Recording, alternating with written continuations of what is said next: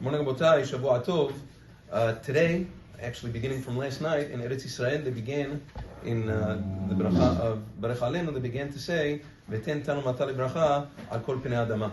There's a Gemara, actually Mishnah, in Masechet Ta'anit Daf Yod.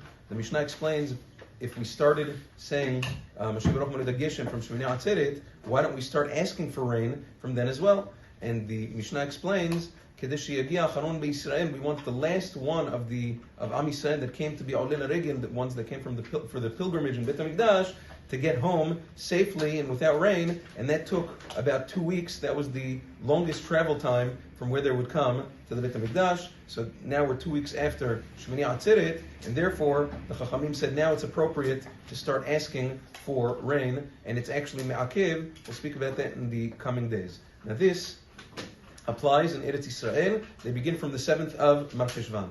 Everywhere else, the Gemara tells us, Bagola, everywhere else outside of Eretz Yisrael, that we're not as reliant on rainwater as Eretz Yisrael, for instance in Bavel, and everywhere else, the Gemara says that the day we begin asking for rain is Shishim Yom Latkufa, 30 days from Tekufat Tishrei, which is a little bit of machloket about how to calculate that. It comes out on regular, non-civil leap years. It comes out on the Arvit of December 4th, and on civil leap years, as we have this year on February has 29 days, we start on the Arvit of December 5th. So that's with regards to this year. There's a tremendous machloket in countries in the southern hemisphere of the world. For instance, Argentina, Brazil, Australia, where they have, their seasons are the opposite of the way we have it, the way Eretz Yisrael has it.